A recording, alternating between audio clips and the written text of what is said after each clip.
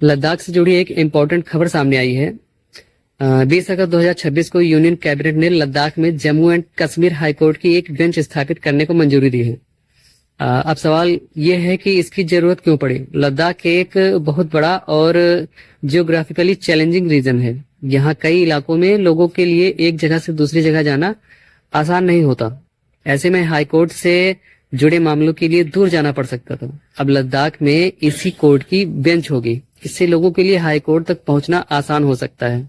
लेकिन यहाँ एक बात बहुत इंपॉर्टेंट है, लद्दाख को अलग हाई कोर्ट नहीं मिला है। जम्मू एंड कश्मीर और लद्दाख के लिए अभी भी कॉमन हाई कोर्ट है, जिसका नाम Jammu and Kashmir and Ladakh high court है। अब इसी खबर से पॉलिटी का एक इम्पोर्टेंट कंसेप्ट समझते हैं। सबसे पहले आता है आर्टिकल 214।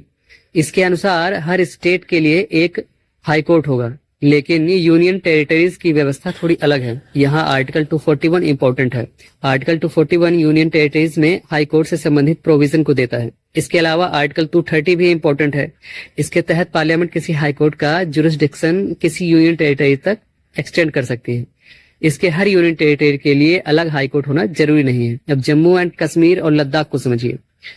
2019 में जम्मू एंड कश्मीर रीऑर्गेनाइजेशन के बाद जम्मू एंड कश्मीर और लद्दाख अलग अलग केंद्र शासित प्रदेशों में बढ़ गए थे, लेकिन दोनों के लिए कॉमन हाई कोर्ट की व्यवस्था वैसे ही बनी रही थी जैसे पहले थी। इसलिए इसका नाम Jammu and Kashmir and Ladakh high court है। अब एक और इम्पोर्टेंट आर्टिकल है आर्टिकल 226।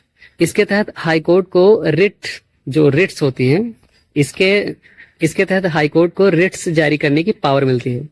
अगर किसी व्यक्ति के फंडामेंटल राइट्स या कुछ लीगल राइट्स का उल्लंघन होता है तो वह हाई कोर्ट जा सकता है। और आर्टिकल 227 भी इंपॉर्टेंट है। इसके तहत हाई कोर्ट अपने जुरिस्डिक्शन में आने वाली सबऑर्डिनेट कोर्ट्स और ट्रिब्यूनल्स पर सुपरिंटेंडेंस रख सकती है। यानी हाई कोर्ट का काम सिर्फ अपील सुनना नहीं है, उसके पास कई कॉन्स्टिट्यूशनल और सुपरवाइजरी पावर्स भी हैं। अब वापस लद्दाख वाली खबर पर आते हैं। लद्दाख में हाई कोर्ट की बेंच होने से सबसे बड़ा फायदा यही होगा कि लोगों को जस्टिस के लिए बहुत दूर जाने की जरूरत कम पड़ सकती है। यानी सिंपल शब्दों में कहें कि जस्टिस लोगों के और करीब आ जाएगा। और यही इस फैसले की सबसे इंपॉर्टेंट बात है, एक्सेस टू जस्टिस। तो इस करंट अफेयर से कुछ चीजें याद रखिए। लद्दाख एक यूनियन टेरिटरी है, यानी केंद्र शासित प्रदेश है। जम्मू एंड कश्मीर और लद्दाख का कॉमन हाई कोर्ट है। और अब इसी हाई कोर्ट की बेंच लद्दाख में भी स्थापित होगी। इससे जुड़े इंपॉर्टेंट आर्टिकल्स हमने देखे 214, 226, 227, 230 और 241।